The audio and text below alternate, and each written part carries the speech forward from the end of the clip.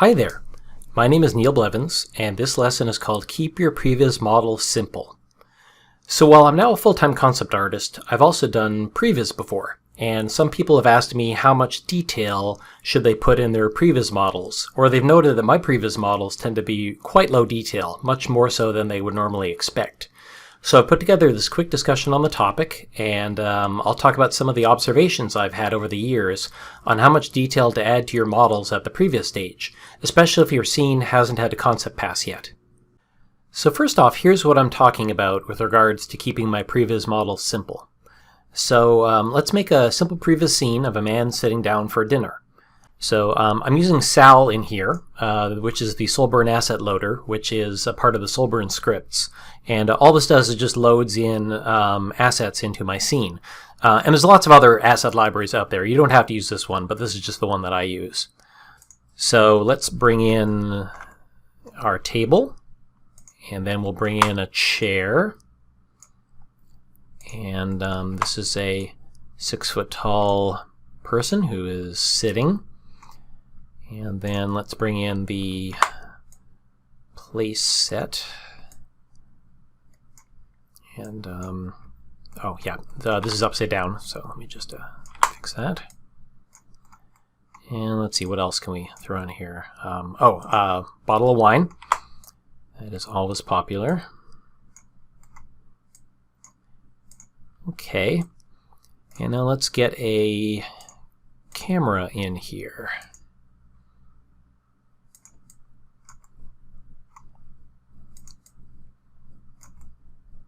There we go. One of the most important things at the previous stage is scale. And so all these objects are real-world scale. So this is an average-sized table and an average-sized chair. And of course you can modify these as the needs of your scene demand, but at least you're starting off from sort of the average. But the other thing you'll notice is just how dead simple many of these assets are. And there's a specific set of reasons that I do this, and that's what this talk is going to be about today. So one last thing to note before getting into the meat of the talk, I'd just like to speak briefly about the goals of Previs and the goals of concept design. And of course, getting into all the similarities and differences between these two different jobs could easily be an hour-long talk, but I just want to talk about a couple of important things to set the stage for what I'm going to talk about next. So when you're doing Previs, some of your most important goals are, number one, to visualize potential shots in your film. Number two, visualize camera angles and lenses. And number three, explore the space that your story or gameplay will happen in. Just to note, Previs is usually referring to film, but there's a process called greyboxing, which is similar in a lot of ways to prevising, except it's for games. And that's more about the space for the gameplay as opposed to the space for the film. So then there's the goals of concept design. And some of the big goals are, number one, decide on an overall design aesthetic. Then number two, design the shapes and forms of the objects with that aesthetic in mind. Number three, explore the color and texture of your objects. And then number four, how does the design relate to the story or gameplay that you're trying to make? So here's the reasons I tend to keep my Previs models quite simple. So let's use a chair for a film project as an example. So first off, if the concept team has already made their final design for the chair, say something Baroque like this, then the problems I'm about to discuss don't affect you. You should make a low-res version of the designed Baroque chair and you're all set. But there have been a number of times where I've had to do previs before the final design for anything has been set in stone. And this is where you can potentially run into trouble. So there have been times in the past where I first started off doing previs, where instead of doing a super simple chair like this guy here, I would instead grab a more detailed temporary chair from a stock model site, somewhere like TurboSquid, say, and put in the scene. So a chair more like this. But I've discovered over the years that this can lead to three problems. So the first problem is the director is distracted by the design of the previous chair. So again, let's say that I use the detailed previous chair in my scene, this guy here, but the director and the production designer have already agreed that the look of the furniture in the scene will be Baroque for story purposes. But this is information that I don't have. Or even if I did have it, there are many, many different types of Baroque chairs.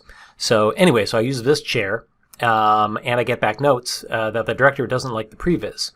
So of course I want to know why, so I can fix it, and what I find out is that rather than looking at the space overall, or looking at the camera angles or lens choices, they are instead distracted by this chair because it doesn't look like the Baroque chair that they're expecting.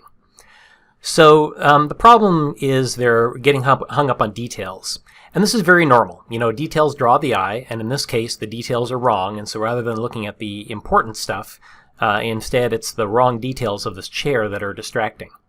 And also, keep in mind that being a director is a really difficult job. You have to keep 1,000 little things in your brain at all times. So maybe I even told the director at some point that the chair was only temporary, but that's just another bit of information that they need to remember. And if I can eliminate some of that stuff they have to keep in their brain, like for example, using a really simple chair as my previs, that will not only make them happy, but it will also improve the communication overall, which will always lead to a better result. So the second problem that can occur is the director thinks that the temporary object is the final design. So let's say the director has now seen tons of previous shots with this detailed previous chair, and so once the concept team makes the Baroque chair for the final design, the director might say, "Hey, wait, I thought we were using this chair," pointing to the temporary chair. And then the production designer or the art director has to say, no, that was actually just temporary. We wanted the chairs to be Baroque for these important story reasons. And it just creates a bunch of extra confusion and more work for the production designer explaining the design. So if you use a simple chair like this one over here, there's just no way that a director or anyone else is going to assume that this is the final chair design. And so all these conversations never have to happen. Then the final problem is that the concept artist might be strapped for time. You know, the schedule is really tight or there isn't a big budget. And so even though the Baroque chair is the right chair for the story, they might go, you know what, the director seems fine with this detailed previs chair, so I'm just going to leave it. Or that might even happen subconsciously. Whereas if you use a really simple chair in the previs like this, leaving the chair isn't really an option. You're going to need to do a design. So basically what I'm talking about is the path of least resistance. It's just too tempting sometimes. And that's fine. You know, I mean, sometimes you have to go with the path of least resistance for budgetary reasons, but you kind of want to choose the path of least resistance as opposed to having the path of least resistance choosing you. So I wrote a lesson a number of years ago that talks about how some 3D software makes it really easy to produce certain kinds of shapes and designs. And the danger is you start to let what's easy dictate the design instead of choosing the best design for the story. And that can lead to your final concept designs looking somewhat generic. So hopefully this gives you some insight on the reasons you might want to keep your previs models a little simpler. And again, if you already have the final concept art, the right thing to do is to make low-res versions of it so the director has the most context when they're looking at the previs. Like if you're working on an Avengers film, say, and don't use a generic 6-foot-tall person for Iron Man. You know, make a low-res Iron Man so it's obvious what's happening in your previs. But if you don't have the accurate concept art and haven't been asked to suggest some design direction inside of your previs, it's probably best to go with something simple so that the previs temporary models don't get mistaken for final concept design choices. And, you know, model catalogs from third parties have plenty of uses in this field. Like if you know that the director and the production designer want a specific kind of chair for a scene, and the site happens to have that exact chair, then that's great. You know, grab that chair so you don't have to build a low-res one yourself. But be careful when using this stuff for previs when the final design is still nebulous, because you don't want to accidentally set things down the wrong path. So thank you very much for watching. I hope you found this interesting. And visit neilblevins.com and go to the art lessons section if you want more art-related tutorials. And consider subscribing to my YouTube channel if you want to be notified the next time I post some new videos. So thank you very much.